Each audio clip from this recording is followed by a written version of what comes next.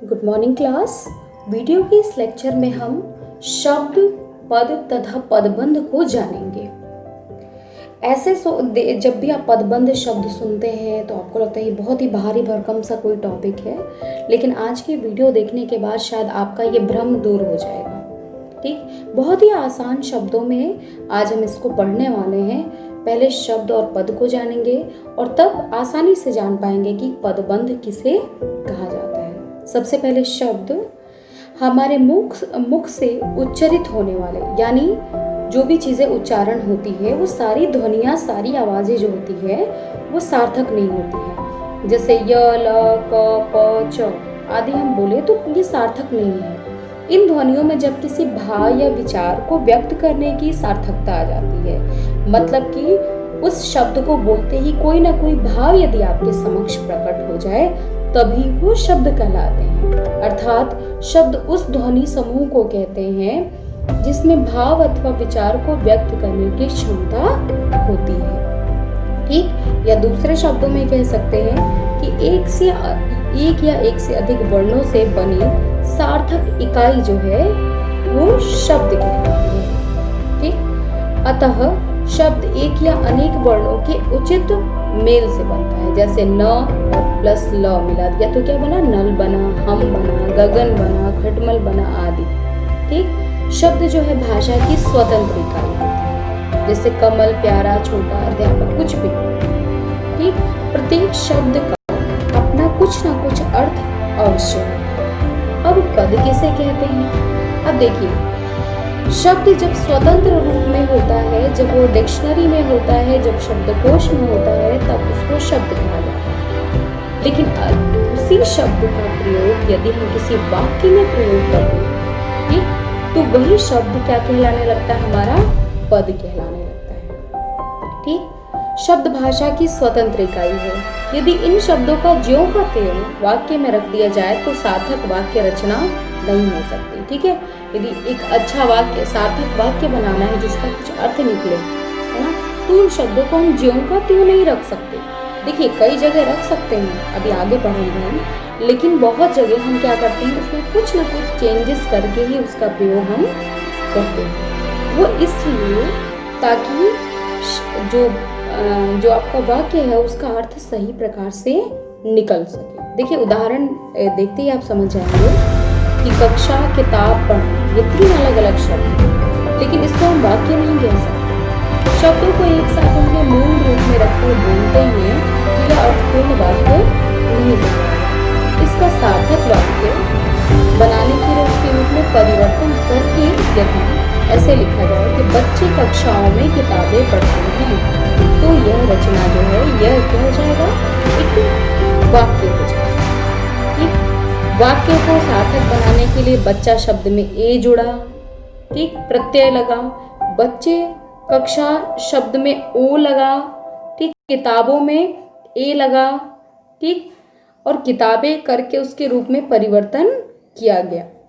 ठीक, इस वाक्य में लड़के, कक्षाओं, किताबें, पढ़ते रूप ही पद हैं। क्यों? क्योंकि अब इसमें कोई ना कोई बदलाव आ गया है। ओके, आगे देखते हैं। यहाँ देखिए, हम लोग समझ ही चुके शब्द किसे कहते हैं। वर्णों के सार्थक समूह को ही हम क्या कहते हैं?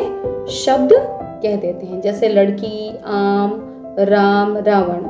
ओके, पद शब्द जब व्याकरण के नियमों में बंधकर, जैसा हम लोगों ने उदाहरण में देखा, ठीक, व्याकरण के नियमों में बंधकर वाक्य में जब प्रयुक्त होते हैं तो वही क्या कहलाने लगते हैं? पद कहलाने लगते हैं। ठीक, उदाहरण के लिए लड़की आम खाती है, लड़की आम खाती है। ठीक, पीला आम खाती है, लड़का पुस्तक पढ़ता है, वह लड़का पुस्तक पढ़ता है। ठीक, ओके, पदबंध। अब पदबंध क्या होता है? पदबंध जो है दो शब्दों का संयोजन है। क्या है? पद और धन बंध। ठीक, पदों का समूह जिसका एक अर्थ निकलता हो पदबंध कहलाता है। इनका अस्तित्व भी वाक्य में ही होता है। पदबंधों से उपवाक्यों का भी निर्माण होता है। देखिए, वाक्य है, उपवाक्य है। जब हम वाक्य वाला चैप्टर पढ़ेंगे तो आपको वाक्य और उपवाक्य दोनों बता दिया जाएगा। ठीक, देखिए, जब कोई शब्द उपयुक्त व्याकरण के नियमों के अनुसार वाक्य में प्रयुक्त होता है तब वह पद कहलाता है। ठीक, वाक्य की रचना अनेक पदों के मेल से होती है। उदाहरण में देखा, कई शब्द पद के रूप में आए और तब जाकर के एक वाक्य की रचना हुई। वाक्य में एक से अधिक पद परस्पर मिलकर जब एक ही कहलाता है, एक ही व्याकरण कोटि का कार्य करे तो वो पदबंध कहलाते हैं। जैसे बच्चे थक गए हैं, उदाहरण है। इस वाक्य में बच्चे जो है क्या है, संज्ञा पद है, तथा थक गए हैं क्या है, क्रियापद बंध है। एक थकना क्या है, क्रिया है। यदि इस वाक्य में संज्ञा से पूर्व पहले कुछ और शब्द जोड़कर हम नया वाक्य बनाएं, सुबह से प्रतीक्षा कर रहे बच्चे थक गए हैं, तब सुबह से प्रतीक्षा कर रहे बच्चे क्या बन जाएगा, संज्ञा पदबंध भी कहलाएगा। ठीक, पदबंधों का अस्तित्व वाक्य में ही होता है। वाक्य से बाहर पदबंधों की संकल्पना भी नहीं की जा सकती, यानी उसका कोई इमेजिनेशन ही नहीं हो सकता। ठीक, प्रत्येक वाक्य में जो होता है कर्ता होता है, कर्म होता है, क्रिया, अव्यय आदि इकाइयों का स्थान निश्चित होता है। इसीलिए आप देखिए, शब्द, पद और पदबंध पढ़ने से पहले आपको आवश्यक होता है कि आप संज्ञा, सर्वनाम, विशेषण, क्रिया, ये सारी चीजें जानते हैं। पद के यहाँ पे 5 भेद, ठीक, संज्ञा, सर्वनाम, विशेषण, क्रिया और अव्यय। ऐसे शब्द जिसमें लिंग, वचन, काल या कारक के कारण कोई अंतर नहीं होता, ये शब्द अपने मूल रूप में सर्वत्र प्रयुक्त होते। यानी कि अगर आप पास्ट में प्रयोग करें तो भी वो शब्द वैसा ही रहे, प्रेजेंट में प्रयोग करें तो भी वो शब्द वैसा ही रहे, और फ्यूचर में प्रयोग करें तब भी वो शब्द वैसा ही रहे। स्त्रीलिंग, पुल्लिंग, ठीक है, एक वचन, द्विवचन, कभी भी उस शब्द में कोई भी अंतर ना आए, उसी को क्या कहा गया, अव्यय कहा गया, जिसका व्यय ना हो, जिसमें कोई हानि ना हो। ठीक, इसे ही। ओके बेटा, आगे अभी ये और भी बड़ा चैप्टर है, तो आगे की चीजें हम नेक्स्ट वीडियो में पढ़ेंगे, क्योंकि अब अगर पढ़ते रहे तो क्या हो जाएगा, ये वीडियो काफी लंबा हो जाएगा और अपलोड होने में दिक्कत होगी। उम्मीद करती हूँ आपको चीजें समझ में आई होंगी। मिलते हैं अगले वीडियो में, तब तक के लिए धन्यवाद।